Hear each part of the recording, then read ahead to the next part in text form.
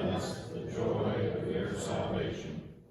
Let us listen to your word, and let your love guide us, so we may be reformed, restored, and renewed through Jesus Christ our Lord. Amen. Now, Pastor Ron.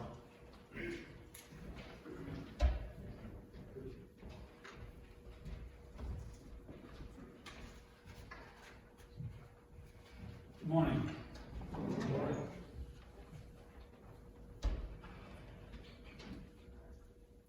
I've always told you that I would appreciate knowing anything, feedback from you at any time. And last Sunday, several people, as a matter of fact, mentioned that my sermons are too short. I'm going to take care of that this Sunday. So sit back, folks, and relax. Boy, I tell you what, you never tell a preacher anything like that. What was they thinking? Okay, Mark 8:31 through 9:1. Then he began to teach them that the Son of Man must undergo great suffering and be rejected by the elders, the chief priests and scribes, and be killed, and after 3 days rise again. He said all this quite openly, and Peter took him aside and began to rebuke him. But turning and looking at his disciples, he rebuked Peter and said, "Get behind me, Satan, for you are setting your mind not on the divine things, but on human things." He called the crowd with his disciples and said to them, "If anyone wants to become my followers, let him deny themselves and take up their cross and follow me. For those who want to save their life will lose it, and those who lose their life for my sake and for the sake of the gospel will save it. For what will it profit them to gain the whole world and forfeit their life? Indeed, what can they give in return for their life? Those who are ashamed of me and my words in this adulterous and sinful generation, of them the Son of Man will also be ashamed when he comes in the glory of his Father with holy angels." He said to them, "Truly I tell you, there are some standing here who will not taste death until they see that the kingdom of God has come with power." Got a story for you. My wife writes these or types them off for me. And the beginning of this thing says, in the thing it says, "This is a ridiculous story." And above it, she returned, "Ridiculous." Ridiculous. So you know where you're going. It's a story about a group of animals in the jungle who decided to have a football game. The problem was no one could tackle a rhinoceros. Once he got a head of steam up, he was unstoppable. When he received the opening kickoff, he rambled for a touchdown.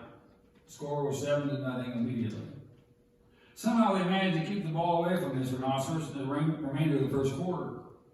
At the beginning of the second quarter, the other team tied the score 7-7.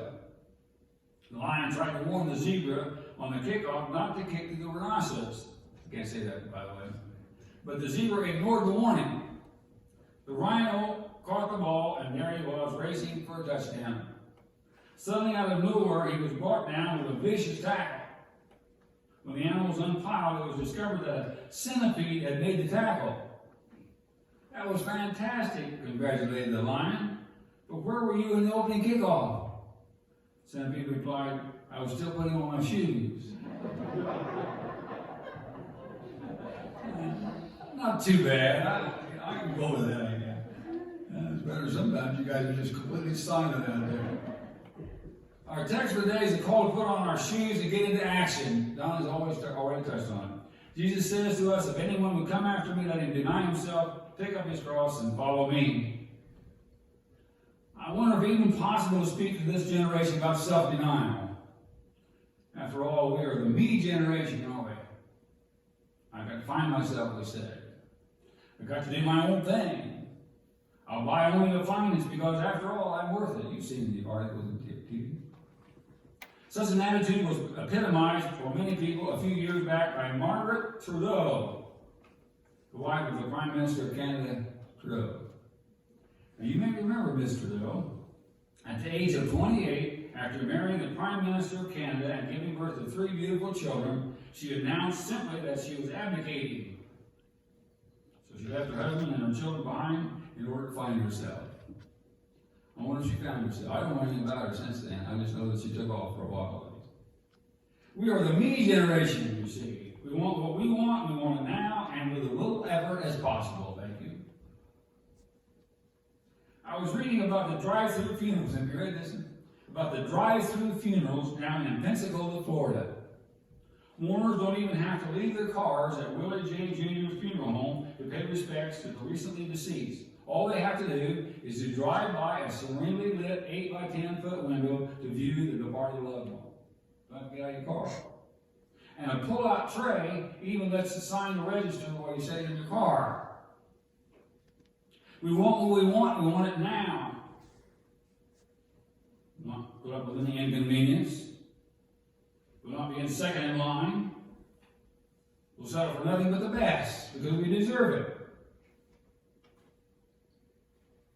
Charles L. Allen tells about a young pastor from a little church back in the mountains. An old man in the community with whom he spent a lot of time, from whom he learned a lot.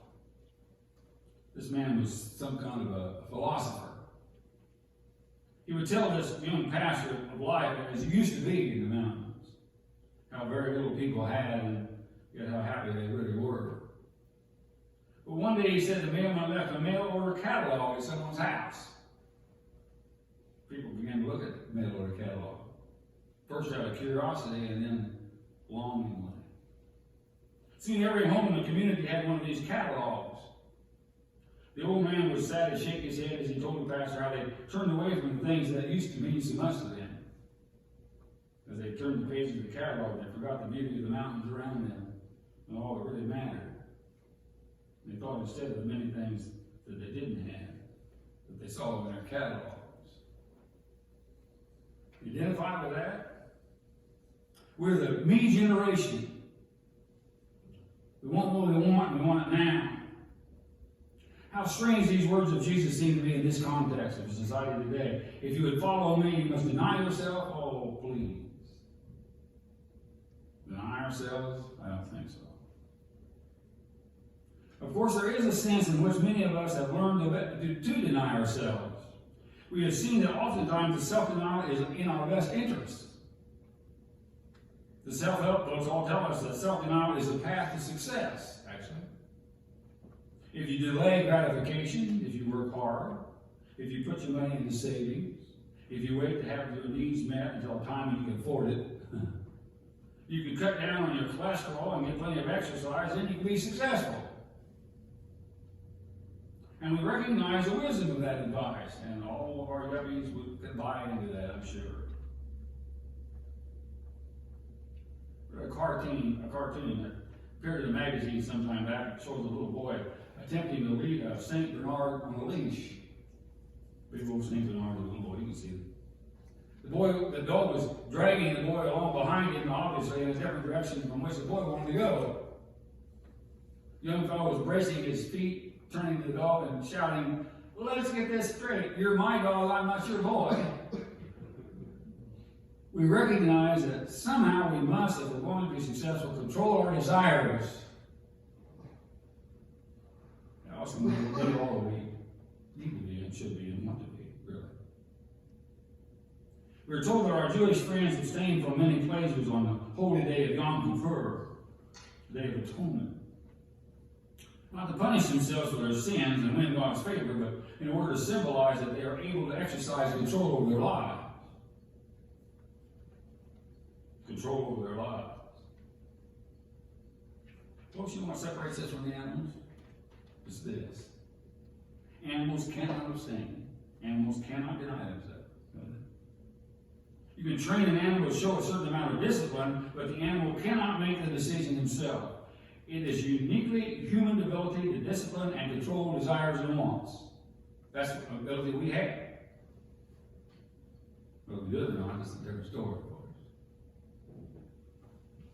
There was a certain bishop in the horse and buggy days who had 2 horses named Pride and Prejudice. He said on one occasion that people thought it was awful that a bishop should be pulled around all the time by pride and prejudice. But he reassured them it was a wonderful thing that a bishop would have pride and prejudice under control. guess he did. The world says to be a real man or be a real woman, we must give in to our pleasures. That's absurd. Any creature can give in to natural impulses. Even in this self-centered society, we recognize that self-denial is in fact the path to success. Whether or not we want to accept it or not. Roswell Dwight Hitchcock once said, "The secret of all success is to know how to deny yourself, prove that you can control yourself, and you're an educated man. Without this, all other education is good for nothing." Every athlete knows that's true. The great Babe, remember that movie Babe? Was asked by a reporter how she could hit a golf ball like she did, and this is what she said. Simple. First, you hit 1,000 golf balls. You hit them until your hands bleed and you can't hit anymore. The next day, you start all over again, and the next day, and the next day, and maybe a year later, you might be able to go 18 holes. And after that, you play every day until the time finally arrives that you know what you're doing when you hit the ball. Another example, some of you remember the great running back for the Pittsburgh Steelers, like Rocky Bleier. Remember Rocky Bleier? Some of you. A lot of people don't know that Rocky Bleier served in Vietnam several months before he joined the Steelers. While there, one of his feet was crippled by an exploded grenade. One of Rocky Bleier's shoes was half the size of the other because of this wound. He was told he would never play professional football again, but Bleier refused to accept the gloomy prediction. Every day, he put himself through excruciating pain in order to get his body back into shape. Finally, he became the great football hero and one of the finest professional teams of all time. It was Steelers. Such discipline, you see, is necessary in every great endeavor. Good pianists practice many hours a day. Figure skaters on their skates 6 hours a day at least. Even the self-centered generation knows that self-denial is the path to success. But you probably knew there was going to be a but along there. But listen, there's a catch. Self-denial will not bring us fulfillment. We only live for ourselves. We say, I'm not doing this for my husband. I'm not doing this for my children. I'm doing this for me. Fine. It may help if you stay on your diet. It may help you keep on your studies. But it will not bring the ultimate fulfillment. I guarantee you. There's only one path that leads to real success. And that is when we deny ourselves in order to take up the cross of Jesus. Take up the cross. And what that will mean for you is what it will mean for me. But it's still the truth. It is said of Alexander the Great, that the most powerful of all generals of all time really, that he approached a great walled city with only a handful of soldiers and demanded that the city surrender. The people inside the city walls laughed at him and said, "Why should we surrender? You got only a handful of soldiers out there." In a way of answer, Alexander had his men line up in a single file and ordered them to march. Nearby was a steep cliff. Alexander guided them directly to the edge of that great cliff. And then one by one, they marched to their death as the people of the city watched in horror. At a certain point, Alexander halted the march, ordered the rest of the men back to his side. They responded without any sign of fear, relief, or panic. When the residents of the great walled city saw the loyalty that Alexander commanded, they realized that defeat was inevitable, and so they surrendered. Now, in one sense, this is a horrible story. God is not going to ask us to do anything that is deliberately self-destructive. Nevertheless, imagine what would happen if enough of us, out of this me generation, would learn what it means to deny ourselves, take up the cross of Jesus, and follow him. Just imagine what could be done. Deny yourself, take up the cross of the Master. No other lifestyle is ultimately satisfying. None can change the world in which we live, except in denial.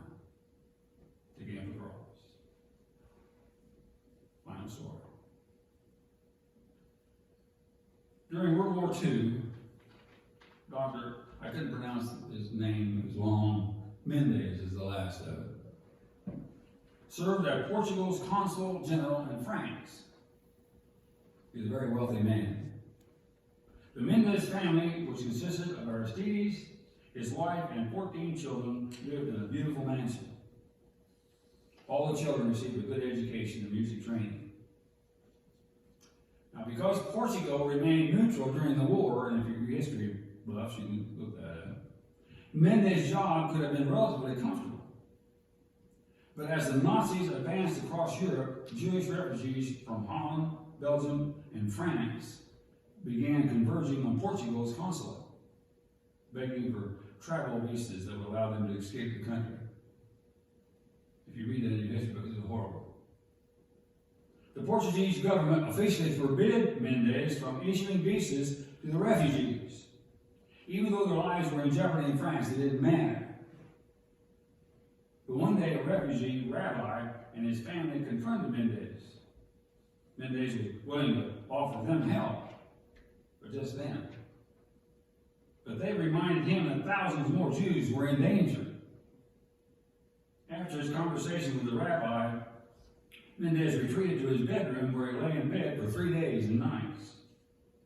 During this time, he refused to eat or to talk with his family.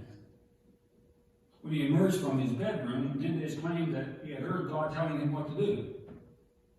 He began writing exit visas by the hundreds, then by the thousands, offering them to the refugees who crowded his residence day and night.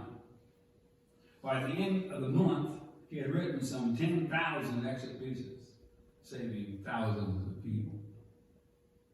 The Portuguese government overheard what he was doing and ordered him to return home. And he was dismissed from his job and he was sued by his government.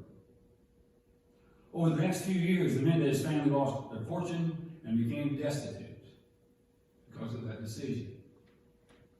By the early 1950s, they were being fed at a public soup kitchen in Lisbon, run by the local Jewish community.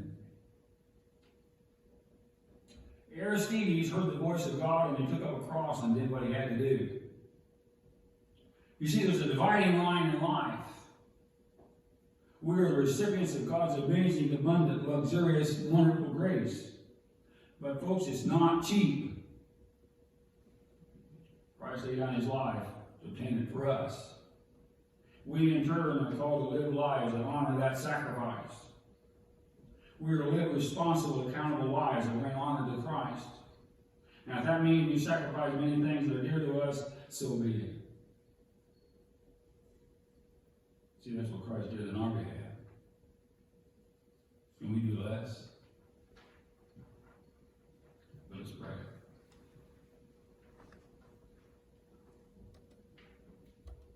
That's not a good word we like to hear, God. It really isn't. Denial.